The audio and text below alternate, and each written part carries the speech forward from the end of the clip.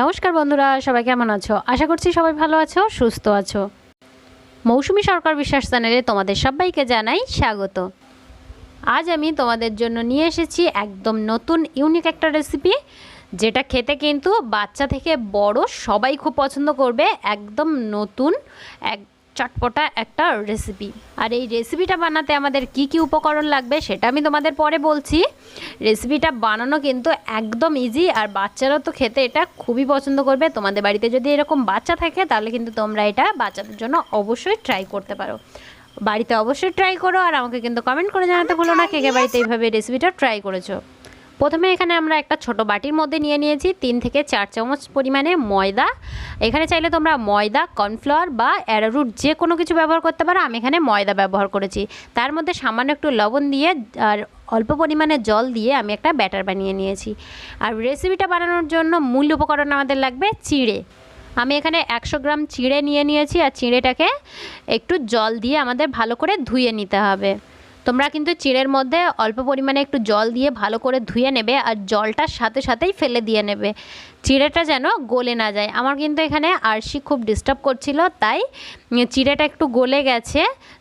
তবে কোনো প্রবলেম হবে না। তবে যদি চিঁড়েটা না গলে ঝুরঝুরে থাকে তাহলে কিন্তু রেসিপিটা আরও বেটার হবে বা ভালো হবে। চিঁড়ে থেকে আমি সব জল ফেলে দিয়ে নিয়েছি, আর এখানে আমি কিন্তু 100 গ্রাম চিঁড়ে ব্যবহার করেছি। আর নিয়েছি দুটো ছোট সাইজের আলুটাকে সেদ্ধ করে আমি এইভাবে একটু হাত দিয়ে মেখে নিয়েছি খুব ভালোভাবে। এবার আমি একটা কাঁচা লঙ্কা নিয়ে নিচ্ছি। তোমরা বাচ্চাদের জন্য চাইলে লঙ্কাটা একটা দিতে পারো, আর বড়দের জন্য চাইলে বেশি করে কিন্তু লঙ্কা দিতে পারো। আর এখানে একটা মিডিয়াম সাইজের পেঁয়াজ নিয়েছি। পেঁয়াজটাকে আমি ভালো করে একটু খোসা ছাড়িয়ে ধুয়ে তারপর ছোট ছোট করে টুকরো করে নিচ্ছি। একদম কুচি কুচি করে আমি পেঁয়াজটাকে কেটে নিচ্ছি। আমরা একটা যে থালের মধ্যে এখানে আলু আর চিঁড়েটা নিয়েছি, তার মধ্যেই আমি দিয়ে দিচ্ছি পেঁয়াজ কুচি, এখানে দিয়ে দিচ্ছি লঙ্কা কুচি। আমি এখানে একটা লঙ্কা ব্যবহার করেছি, বাচ্চা খাবে বলে, তোমরা চাইলে কিন্তু বেশি পরিমাণে দিতে পারো। আর দিয়ে দিচ্ছি একটা টমেটো কুচি।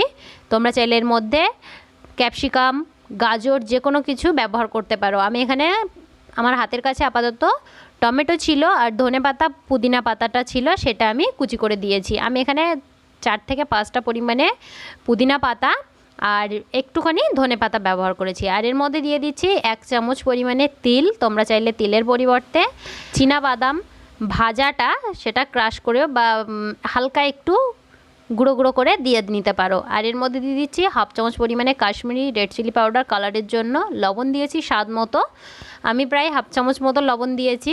আর দিয়ে দিয়েছি জিরে, 1/2 চামচ জিরের গুঁড়ো। আর যে ম্যাগির সাথে মশলাটা পাওয়া যায় সেই ম্যাগির মশলাটা আমি এখানে দিয়ে দিয়েছি পুরো প্যাকেটটা।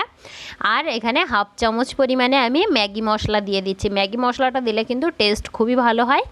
আর এর মধ্যে দিয়ে দিচ্ছি একটা লেবুর 1/2 টুকরো, প্রায় 1 চামচের একটু বেশি হয়েছে এই লেবুর রসটা। আমার রেসিপিটা তোমাদের কেমন লাগলো সেটা কিন্তু আমাকে কমেন্ট করে জানাতে ভুলো না। আর রেসিপিটা যদি ভালো লাগে তাহলে বন্ধুদের সাথে বা বাড়ির ফ্যামিলির সাথে অবশ্যই কিন্তু ভিডিওটা শেয়ার করো, আর একটা লাইক করতে কিন্তু ভুলো না। এবার আমি এর মধ্যে দিয়ে দিচ্ছি ময়দা। আমি এখানে 6 থেকে 7 চামচ পরিমাণে ময়দা দিয়ে নিয়েছি, আমি ছোট চামচের দিয়েছি। তোমরা এখানে তোমাদের পরিমাণ মতো ময়দা দিয়ে নিও। আর এটা তোমরা চাইলে ময়দাটা আর একটু বেশি পরিমাণে দিয়ে একটা ডো বানিয়ে নিতে পারো। আমি এখানে পুরো ডো বানাচ্ছি না, আর আমার এখানে কিন্তু চিঁড়েটার মধ্যে একটু জল থেকে গেছে, তাই এই ডোটা দেখো একটু কিন্তু হাতে লেগে যাচ্ছে। তবে কোনো প্রবলেম হবে না এইভাবে বানালেও, বা এর মধ্যে তোমরা আরও একটু ময়দা দিয়ে এই ডোটা আর একটু শক্ত বানিয়ে নিতে পারো। এটাকে আমি কিছুক্ষণ রেস্টে রেখে দিচ্ছি। অন্যদিকে যে আমরা ম্যাগিটা মশলা ব্যবহার করেছিলাম সেই ম্যাগিটা আমি এখানে হালকা একটু ক্রাশ করে নিয়েছি। আর এখানে নিয়েছি কর্নফ্লেক্স। আমি এখানে কর্নফ্লেক্স আর ম্যাগি ব্যবহার করেছি। তোমরা চাইলে বিস্কিটের গুঁড়োটাও ব্যবহার করতে পারো, বা যে টোস্ট বিস্কিটের গুঁড়ো সেটাও ব্যবহার করতে পারো, বা ব্রেড ক্রাম্বসটাও ব্যবহার করতে পারো। আমি একটু ইউনিক কিছু ট্রাই করলাম। এইভাবে কিন্তু খেতে বেশ ভালো লাগে, তোমরা এইভাবে বানিয়ে দেখতে পারো। আর তোমরা কিন্তু আমাকে কমেন্ট করে জানিও তোমাদের কোনটা বেশি ভালো লেগেছে, ম্যাগি দিয়ে কোট করা এটা নাকি কর্নফ্লেক্স দিয়ে কোট করা, সেই কাটলেটটা বেশি ভালো লেগেছে। এই চিড়ের কাটলেটটা কিন্তু এবার আমরা যে ব্যাটারটা বানিয়ে রেখেছিলাম সেই ব্যাটারের মধ্যে হালকা একটু চুবিয়ে নিলাম। তারপর আমি এইভাবে ম্যাগির মধ্যে একটা দিয়ে নিচ্ছি, আর একটা আমি কর্নফ্লেক্সের মধ্যে কোট করে নেব। আর এই ম্যাগিটা কিন্তু আমি পুরো গুঁড়ো করিনি, হালকা একটু গোটা আছে বা হালকা একটু ভেঙেও গেছে, সেই রকম অবস্থায় আছে। মানে ম্যাগিটা আমি আধ ভাঙা করে নিয়েছি। তোমরা কিন্তু এইভাবে বাড়িতে অবশ্যই ট্রাই করো, আর আশা করি রেসিপিটা তোমাদের খুবই ভালো লাগবে। তোমরা সন্ধ্যেবেলার টিফিন বা স্ন্যাক্স হিসেবেও কিন্তু এটা খেতে পারো, বা অতিথি আপ্যায়নের জন্য হঠাৎ করে বাড়িতে কেউ আসলে সেটাও কিন্তু ব্যবহার করতে পারো। আর এইভাবে তোমরা ফ্রিজে রেখেও দিতে পারো, 1 সপ্তাহের জন্য এটাকে স্টোর করে রাখতে পারো। আমি এখানে দেখো 2টো কর্নফ্লেক্স দিয়ে বানিয়ে নিয়েছি আর 3টে ম্যাগি দিয়ে বানিয়ে নিয়েছি। এবার আমরা এটাকে ভেজে নেব, আর এটাকে আমি 5 মিনিট রেস্টে রেখে দিচ্ছি। 5 মিনিটের মধ্যে এখানে তেলটাও আমাদের খুব ভালোভাবে গরম হয়ে গেছে, আর এখানে সাদা তেল অবশ্যই ব্যবহার করবে তোমরা ভাজার জন্য। এবার আমি এই ম্যাগি আর কর্নফ্লেক্স দিয়ে কোট করা এই কাটলেটগুলো দিয়ে দিচ্ছি। দিয়ে কিছুই করতে হবে না, মিডিয়াম ফ্লেমে এটাকে একটু গোল্ডেন ব্রাউন করে ভেজে নিতে হবে। আর এইভাবে তোমরা সার্ভ করবে বা খেয়ে নেবে। এটা কিন্তু দেখতে যতটা লোভনীয়, খেতেও কিন্তু খুবই সুস্বাদু। তোমরা এইভাবে বাড়িতে একবার না বানালে কিন্তু বুঝতে পারবে না যে চিঁড়ে দিয়ে এত সুন্দর একটা রেসিপি হয়। একদম ইউনিক এই রেসিপিটা, ইউনিক, চটপটা আর একদম টেস্টি।